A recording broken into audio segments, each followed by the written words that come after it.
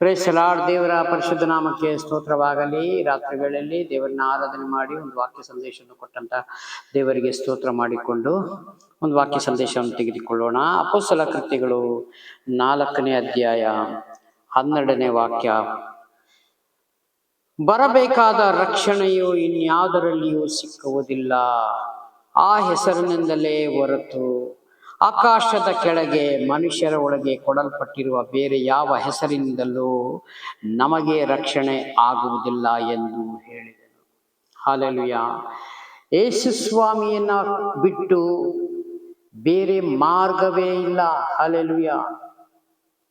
ಆಕಾಶದ ಕೆಳಗೆ ಭೂಮಿಯ ಮೇಲೆ ಸಿಗುವಂತ ಒಂದೇ ಒಂದು ರಕ್ಷಣೆ ಮಾರ್ಗ ಎಂಬುದಾಗಿ ಹೇಳಲ್ಪಟ್ಟಿದೆ ವಾಕ್ಯ. ಯೇಸುವೆ ಬಿಟ್ರೆ ಮತ್ತೆ ನಮಗೆ ಮಾರ್ಗವೇ ಇಲ್ಲ. ಅದಕ್ಕೆ ಸ್ವಾಮಿ ಹೇಳ್ತಾರೆ ಯೋಹನ ಬರೆದ ಪತ್ರಿಕೆ, ನಾನೇ ಮಾರ್ಗವು, ನಾನೇ ಸತ್ಯವು, ನಾನೇ ಜೀವವೂ ಆಗಿದ್ದೇನೆ. ಹಲ್ಲೆಲೂಯಾ. ನನ್ನ ಹೊರತು ತಂದೆಯ ಬಳಿಗೆ ನೀವು ಯಾರು ಹೋಗುವುದಿಲ್ಲ, ಹೋಗೋಕೆ ಆಗುವುದಿಲ್ಲ. ಅದಕ್ಕೆ ಜ್ಞಾನೋಕ್ತಿ ಪುಸ್ತಕದಲ್ಲೂ ಬರೆಯಲ್ಪಟ್ಟಿದೆ, ಜೀವವು ಮರಣವು ನಿಮ್ಮ ನಾಲ್ಗೆ ವಶವಾಗಿದೆ. ವಚನ ಪ್ರಿಯರು ಅದು ಅನುಭವದಿಂದ ತಿಳಿದುಕೊಳ್ಳುವರು. ವಚನ ಪ್ರಿಯರು, ಈ ವಾಕ್ಯ ಯಾರು ಧ್ಯಾನ ಮಾಡ್ತಾರೋ, ವಾಕ್ಯವನ್ನು ಯಾರು ತಿಳಿದುಕೊಳ್ತಾರೋ, ಯೇಸು ಸ್ವಾಮಿಯನ್ನು ಯಾರು ಕಂಡುಕೊಳ್ತಾರೋ ಅವ್ರಿಗೆ ಇದೆಲ್ಲ ಗೊತ್ತಾಗ್ತದೆ. ಈ ಭೂಮಿ ಮೇಲೆ ಈ ಕಾಲಘಟ್ಟದಲ್ಲಿ ಏನು ನಡೀತಾ ಇದೆ, ದೇಶದಲ್ಲಿ ಆಗ್ಲೇ ಯುದ್ಧ ಸ್ಟಾರ್ಟ್ ಆಗಿದೆ. ಇದು ನಾವು ನೆನೆಸ್ತೇವೆ ಇದು ಆ ದೇಶದಿಂದ ಈ ದೇಶ, ಈ ದೇಶದಿಂದ ಆ ದೇಶ ಅಂತ ಇಲ್ಲ. ಎಲ್ಲ ದೇವರೊಂದು ಸೂಚಕ ಕಾರ್ಯವನ್ನ ಗ್ರಂಥದಲ್ಲಿ ಬರೆಯಲ್ಪಟ್ಟಿದ್ದಾರೆ. ಮಕ್ಕಳಿರ, ನನ್ನ ಬರೋಣ ಸಮೀಪವಾಗಿದೆ. ಲೋಕದಲ್ಲಿ ಅಲ್ಲಲ್ಲಿ ಭೂಕಂಪಗಳು, ಜಗಳಗಳು, ಕಾದಾಟಗಳು, ಹೊಡೆದಾಟಗಳು. ದೇಶ ಕಂಡ್ರೆ ದೇಶ ಆಗುವುದಿಲ್ಲ. ಇದೆಲ್ಲ ನನ್ನ ಬರೋಣದ ಸೂಚಕ ಕಾರ್ಯವಾಗಿದೆ. ಹಲ್ಲೆಲೂಯಾ. ಅದಕ್ಕೆ ಇವೆಲ್ಲ ಹೀಗೆ ನಡೀತಾ ಇದ್ದು ಪ್ರಿಯ ಸಹೋದರ ಸಹೋದರಿ. ಇದು ಮಧ್ಯದಲ್ಲಿ ನಮ್ಮನ್ನು ನಾವು ಎಚ್ಚರಿಕೆಯಿಂದ ಕಾಪಾಡಿಕೊಂಡು ದೇವರು ಬರೋಣ ಸಮೀಪವಾಗಿದೆ. ನಾವೆಲ್ಲ ಹೆಚ್ಚು ಪ್ರಾರ್ಥನೆಯಲ್ಲಿ ವಾಕ್ಯದೊಂದಿಗೆ ಬೆಳಿಬೇಕು, ಪ್ರಾರ್ಥನೆಯಲ್ಲಿ ಇರಬೇಕು. ಅನೇಕ ಜನರಿಗೋಸ್ಕರ ಪ್ರಾರ್ಥನೆ ಮಾಡಬೇಕಾಗಿದೆ. ಹಲ್ಲೆಲೂಯಾ. ಇಲ್ಲಿ ಯಾರೋ ನಾವು ದೊಡ್ಡವರು, ನಾವು ಚಿಕ್ಕವರು, ನನಗೆ ಅಂತ ಸ್ಥಾನ ಬೇಕು, ನನಗಿಂತ ಸ್ಥಾನ ಬೇಕು. ಹಲ್ಲೆಲೂಯಾ. ಮನುಷ್ಯನೇ, ನೀನು ಎಷ್ಟು ಮಾತ್ರದವನು? ದೇವರು ಕೇಳ್ತಾರೆ, ನೀನು ಬರೀ ಹುಸಿರೇ. ಕೀರ್ತನೆ ಹೇಳ್ತದೆ, ನೀನು ಉಸಿರು ಹೋಗಲು ನಿನ್ನ ಮಣ್ಣಿಗೆ ಸೇರ್ತಿ, ನಿನ್ನ ಸಂಕಲ್ಪ ಅವತ್ತೇ ಹಾಳಾಗುವುದು. ಹಲ್ಲೆಲೂಯಾ. ಇದಕ್ಕಿಂತ ಹೆಚ್ಚಾಗಿ ದೇವರನ್ನ ನಂಬಿಕೊಂಡ್ರೆ ನೀ ಎಷ್ಟೋ ಒಳ್ಳೆಯವನು, ಎಷ್ಟೋ ಭಾಗ್ಯವಂತನು. ಪರಲೋಕದಲ್ಲಿ ನಿನಗೆ ಎಷ್ಟು 1000 ವರ್ಷಗಳಾಗಿದರೂ ಅಲ್ಲಿಗೆ ಕೊನೆಯಿಲ್ಲ. ಅಂತರಾಜ್ಯಕ್ಕೆ ದೇವರು ಕರೆಯಲ್ಪಟ್ಟಿದ್ದಾರೆ. ಹಲ್ಲೆಲೂಯಾ.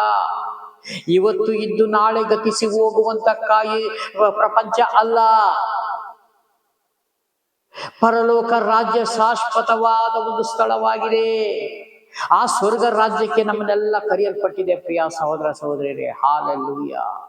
ಇದನ್ನು ನಂಬಿದಂತವನು, ಇದ್ರ ಪ್ರಕಾರ ಜೀವಿಸುವಂತನು ಭಾಗ್ಯವಂತನು ಎಂಬುದಾಗಿ ನೋಡ್ತೇವೆ. ಹಲ್ಲೆಲೂಯಾ. ಹಾಗಾಗಿ ದೇವರಿಗೆ ಕೊಟ್ಟಂತ ಈ ಸಂದೇಶ ಇನ್ನು ಕೆಳಗಡೆ ವಾಕ್ಯ ಓದಿಕೊಳ್ಳೋಣ. ಆಕಾಶದ ಕೆಳಗೆ ಮನುಷ್ಯರೊಳಗೆ ಕೊಡಲ್ಪಟ್ಟಿರುವ ಬೇರೆ ಯಾವ ಹೆಸರಿಂದಲೂ ನಮಗೆ ರಕ್ಷಣೆಯಾಗುವುದಿಲ್ಲ ಎಂದು ಹೇಳಿದನು. ಪೇತ್ರ, ಯೋಹಾನರು ಧೈರ್ಯದಿಂದ ಮಾತಾಡಿದವನನ್ನು ಸಭಿಕರು ನೋಡಿ ಅವರು ಶಾಸ್ತ್ರಾಭ್ಯಾಸ ಮಾಡದೆ ಸಾಧಾರಣವೆಂದು ತಿಳಿದು ಆಶ್ಚರ್ಯಪಟ್ಟರು. ಶಾಸ್ತ್ರ ಗೊತ್ತಿಲ್ಲ, ದೇವರು ಗೊತ್ತಿಲ್ಲ, ಬೈಬಲ್ ಗೊತ್ತಿಲ್ಲ, ಇವರಿಷ್ಟು ಧೈರ್ಯವಾಗಿ ಮಾತನಾಡ್ತಾರಲ್ಲ. ಹಲ್ಲೆಲೂಯಾ. ಇವ್ರಿಗೆ ಎಲ್ಲಿಂದ ಬಂತು ಈ ಜ್ಞಾನ? ಅದಕ್ಕೆ ಈ ಎಲ್ಲಾ ಜನಗಳಿಗೂ ದೇವರು ಕೊಡಲ್ಪಟ್ಟಿದೆ ಒಂದೇ ಒಂದು ನಾಮ, ಯೇಸುವಿನ ರಕ್ಷಣೆ ನಾಮ. ಯಾರು ನಾವು ಆತ್ಮಿಕವಾಗಿ ದೇವರೇ ನನಗೆ ತಿಳಿಸಿಕೊಡು, ನನಗೆ ಸ್ವಾಮಿ ನೂತನ ಭಾಷೆಗಳು, ವಾಕ್ಯಗಳು ನಾನು ಬೋಧನೆ ಮಾಡಬೇಕು, ನಾನು ಪ್ರಾರ್ಥನೆ ಮಾಡಬೇಕು, ನಾನು ದೇವರ ವಾಕ್ಯವನ್ನು ಓದಬೇಕು ಎಂಬುದಾಗಿ ಯಾರು ಮನಪೂರ್ವಕವಾಗಿ ದೇವರ ಹತ್ರ ನಂಬಿಕೊಂಡು ಪ್ರಾರ್ಥನೆ ಮಾಡ್ತಾರೋ ಅವ್ರಿಗೆಲ್ಲ ದೇವರು ಕೊಡಲ್ಪಟ್ಟಿದೆ. ಅದಕ್ಕೆ ದೇವರು ಲೋಕದ ಕಟ್ಟೆಗಳಲ್ಲಿ ಎಲ್ಲ ಕಡೆ ಹೋಗಿ ಶುಭ ವರ್ತಮಾನ, ಸುವಾರ್ತೆನ ಸಾರಿ. ಹಾಲೆಲೂಯಾ. ಸುವಾರ್ತೆಯನ್ನು ಸಾರಿ, ಅವರಿಗೆ ಪ್ರಕಟ ಮಾಡ್ರಿ. ಲೋಕಕ್ಕೆ ಬರಬೇಕಾದ ರಕ್ಷಕನ ಒಡೆಯನುವಾಗಿರುವ ಯೇಸು ಸ್ವಾಮಿಯನ್ನ ಹೆಸರು ಹಿಡಿದುಕೊಂಡು ಪರಿಚಯ ಮಾಡಿಸಿರಿ. ಹಾಲೆಲೂಯಾ. ನೋಡ್ರಿ, ಈ ಜ್ಞಾನ ಎಲ್ಲ ಎಲ್ಲಿಂದ ಬರ್ತದೆ? ಪರಲೋಕದಿಂದ ಬರ್ತದೆ. ಇದ್ಯಾವುದು ನಮ್ಮ ಸ್ವಂತ ಜ್ಞಾನ ಆಗಿರುವುದಿಲ್ಲ. ಪರಲೋಕದ ಜ್ಞಾನವನ್ನು ಹಿಡಿದುಕೊಂಡು ನಾವು ಮುಂದೆ ಹೋದರೆ ದೇವರು ತಾನೇ ತೋರಿಸಿಕೊಡ್ತಾನೆ.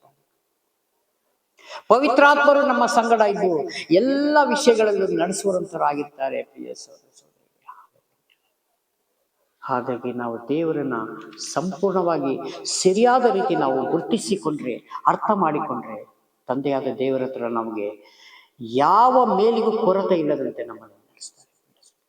ಹಾಲೆಲೂಯಾ. ಇದು ನಂಬಿದಂಥವರು ದೇವರಿಗೆ ಒಂದು ಸ್ತೋತ್ರ ಮಾಡಿಕೊಳ್ಳೋಣ.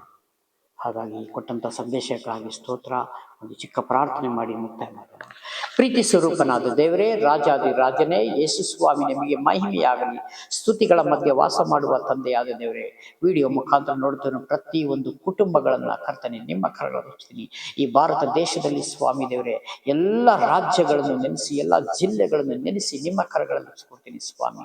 ಕಷ್ಟದಲ್ಲಿ, ದುಃಖದಲ್ಲೂ, ಸಮಸ್ಯೆಯಲ್ಲೂ, ರೋಗದಲ್ಲಿ ಇರುವಂತರು, ಹಣಕಾಸಿನ ವಿಷಯದಲ್ಲಿ ಸ್ವಾಮಿ, ಯಾರ್ಯಾರಿಗೆ ಎಷ್ಟು ಏನೇನು ಕಷ್ಟಗಳಿದೆಯೋ ಅದೆಲ್ಲ ಬಿಡುಗಡೆ ಮಾಡುತ್ತದೆ ದೇವರೇ. ಯಾಕೆಂದ್ರೆ ನೀವು ಬಿಡುಗಡೆ ನಾಯಕನು ನೀನು ಸ್ವಾಮಿ ದೇವರೇ.